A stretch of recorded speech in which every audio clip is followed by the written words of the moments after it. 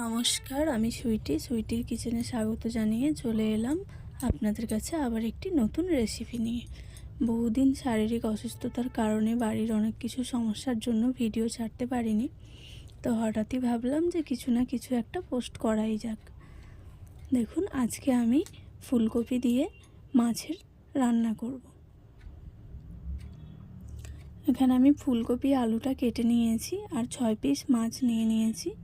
কিছুটা পরিমাণ ডালের বড়ি নিয়েছি। মাছগুলো ভালো করে পরিষ্কার করে ধুয়ে নিয়েছি। এবার মাছে নুন হলুদ মাখিয়ে নেব। পরিমাণ মতো লবণ দিয়ে দিলাম আর হলুদের গুঁড়োটাও দিয়ে দিয়েছি। এবার ভালো করে মাছের গায়ে মাখিয়ে নেব। ভালো করে মাছের গায়ে মাখিয়ে নিচ্ছি।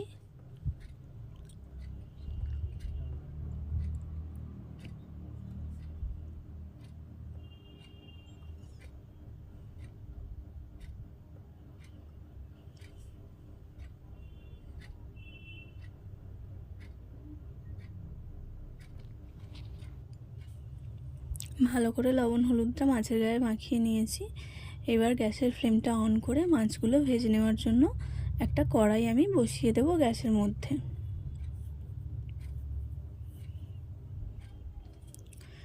খুব ভালো করে গরম হয়ে গেলে ওতে দিয়ে দেব পরিমাণ মতো তেল মাছটা ভেজে নেওয়ার জন্য। পরিমাণ মতো তেল দিয়ে দিলাম। তেলটাও খুব ভালো করে গরম করে নিতে হবে, না হলে কিন্তু মাছগুলো ভাজার সময় কড়ার মধ্যে লেগে যেতে পারে এবং মাছগুলো ভেঙে যেতে পারে।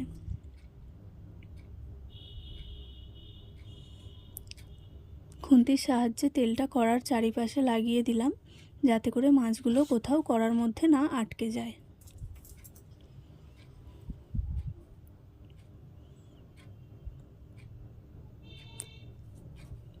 তেলটা খুব ভালো করে গরম হয়ে গেছে। এবার আমি একে একে মাছগুলো তেলের মধ্যে দিয়ে দিলাম ভেজে নেওয়ার জন্য। একদিকটা ভালো করে ভেজে নেব, তারপরেই আমি অপর পিঠটা উল্টে দেব। একদিকটা ভালো করে ভাজা হয়ে গেছে, অপর দিকটা আমি উল্টে দিচ্ছি ভালো করে ভেজে নেওয়ার জন্য।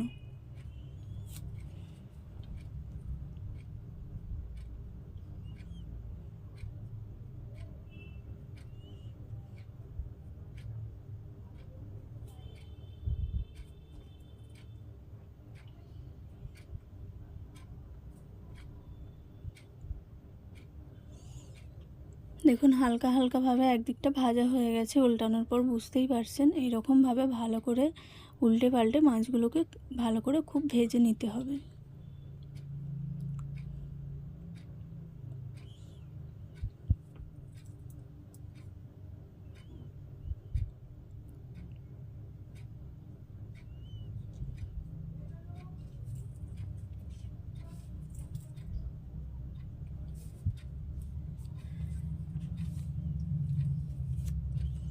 মাছগুলো খুব ভালো করে ভাজা হচ্ছে। এর মধ্যে আমি অপর দিকে ফুলকপিটা বসিয়ে দিলাম একটু সেদ্ধ করে নেওয়ার জন্য বা জলটা ঝেড়ে নেওয়ার জন্য। হালকা একটু ফুটিয়ে নিয়েই নামিয়ে নিলাম চুবড়ির মধ্যে জলটা ঝেড়ে নেওয়ার জন্য। ফুলকপিটা যখন ভাপাতে দিয়েছিলাম তখনই হালকা একটু নুন দিয়ে দিয়েছিলাম, যাতে ফুলকপিটার মধ্যে নুনটা একটু ঢোকে। এদিকে ওই মাছটা তুলে নিয়ে আলুগুলো দিয়ে দিয়েছি ভেজে নেওয়ার জন্য এবং আলুগুলোও ভালো করে ভেজে নিচ্ছি। ভাজার সময় আলুটাতেও সামান্য পরিমাণ লবণ অ্যাড করলাম।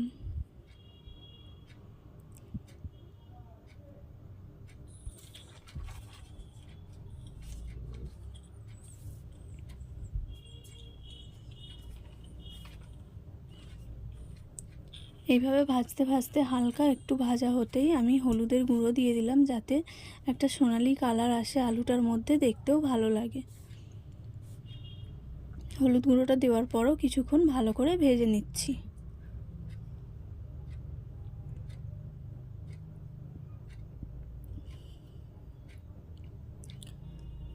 আলুগুলো ভাজা হয়ে গেছে। এবার আলুগুলো আমি মাছ ভেজে যেই পাত্রে রেখেছিলাম ওতেই তুলে রেখে দিলাম।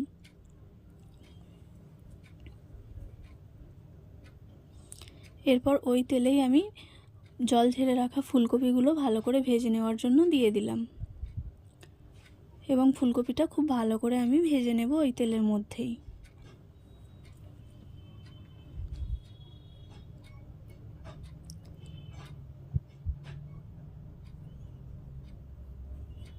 এখন তো সবে হালকা হালকা শীত পড়েছে, ফুলকপি দিয়ে এই মাছের ঝোলের রেসিপিটা কিন্তু দারুণ খেতে লাগবে। আপনারা অবশ্যই বাড়িতে বানিয়ে দেখতে পারেন। দেখুন ফুলকপিটা ভাজা ভাজা হয়ে এসেছে। এরপর ফুলকপিটাও তুলে নিয়েছিলাম, নিয়ে ডালের বড়িগুলো ভেজে নেওয়ার জন্য দিয়ে দিলাম।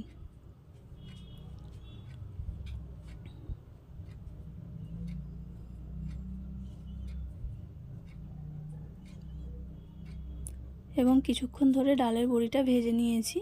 এরপর ডালের বড়িটা ভাজা হয়ে গেলে ওটাও আমি তুলে নিলাম। নিয়ে কিছুটা তেল ছিল, ওর মধ্যে আমি কেটে রাখা টমেটোগুলো অ্যাড করে দিলাম। এখানে আমি মিডিয়াম সাইজের একটা টমেটো নিয়েছিলাম।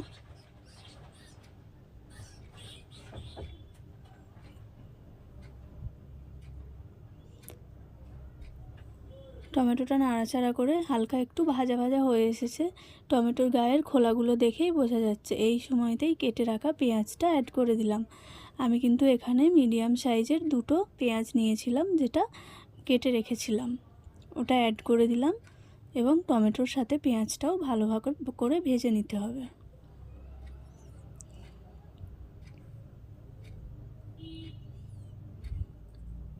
এভাবে পেঁয়াজ আর টমেটোটা অনেকটাই ভাজা হয়ে গেছে, দেখে বোঝাই যাচ্ছে।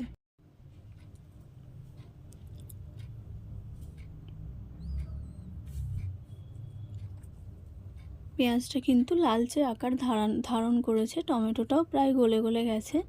এই সময়তেই বেটে রাখা আদা রসুনটা অ্যাড করে দিলাম। এখানে আমি 1 চামচ আদা আর 1 চামচ রসুন বাটা ব্যবহার করেছি। আদা রসুনের বাটাটা ভালো করে ভেজে নিতে হবে ওই পেঁয়াজ টমেটোর সাথে।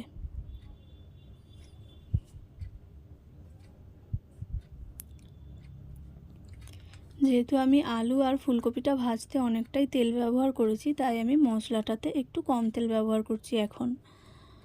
তো আদা রসুনটা আমার ভাজা হয়ে গেছে। এখনই আমি দিয়ে দিলাম হলুদের গুঁড়ো। দিয়ে ভালো করে নাড়াচাড়া করে সমস্ত মশলাটা একসাথে মিশিয়ে নিতে হবে। তারপরেই দিয়ে দিতে হবে পরিমাণ মতো লঙ্কার গুঁড়ো। আপনারা যে যেরকম ঝাল খেতে পছন্দ করেন সেরকমই লঙ্কার গুঁড়োটা ব্যবহার করবেন।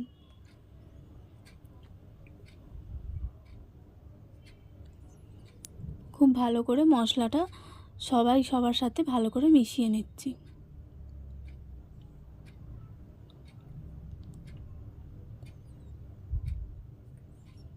যেহেতু আমি ফুলকপিতে আলুতে হালকা নুন ব্যবহার করেছিলাম, তাই এখানে আমি অল্প পরিমাণ নুন ব্যবহার করলাম এবং ভালো করে নুনটা সমস্ত মশলার সাথে মিশিয়ে নিলাম। এবার সব মশলাগুলো ভালো করে নাড়াচাড়া করে কিছুক্ষণ কষাতে হবে।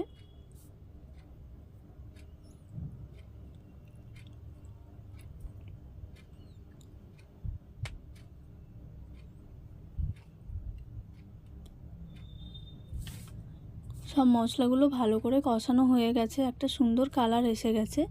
এই সময়তেই ভেজে রাখা আলু, ফুলকপি আর বড়ি সমস্তটা অ্যাড করে দিলাম ওই মশলার সাথে এবং ওই মশলাটা ভালো করে নাড়াচাড়া করে সব সবজিগুলোর সাথে ভালো করে মিশিয়ে নিতে হবে।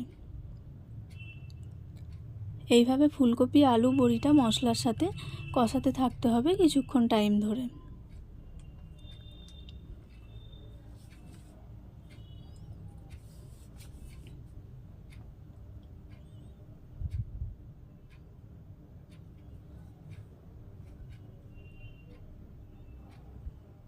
কষানো হয়ে গেছে, এবারেই পরিমাণ মতো জল অ্যাড করে দিলাম। আপনারা যেরকম ঝোল খেতে পছন্দ করেন সেরকম জল অ্যাড করবেন এবং গ্যাসের ফ্লেমটা অন করে দিয়ে খুব ভালো করে ফুটিয়ে নিলাম। ততক্ষণ অবধি ফুটিয়ে নিলাম যতক্ষণ আলুটা সেদ্ধ না হয়। প্রথমে জোরে করে, তারপর গ্যাসের ফ্লেমটা একটু আস্তে করে আলুটা সেদ্ধ হওয়া পর্যন্ত ফুটিয়ে নিলাম। এরপর মাছগুলো দিয়ে দিলাম আমি।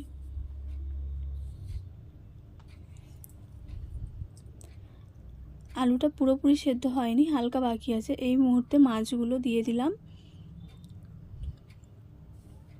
এবং আবারও গ্যাসের ফ্লেমটা একটু বাড়িয়ে ভালো করে মাছগুলো দেওয়ার পর ফুটিয়ে নিলাম, যাতে মাছের টেস্টটা তরকারির মধ্যে খুলে যায়।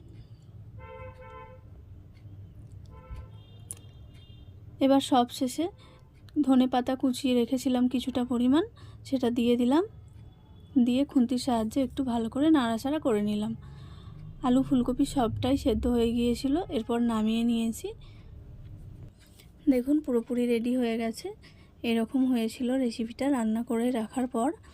আপনারা অবশ্যই বাড়িতে বানিয়ে দেখবেন। সবাই সুস্থ থাকবেন, ভালো থাকবেন। দেখা হচ্ছে নেক্সট ভিডিওতে। Tata, by.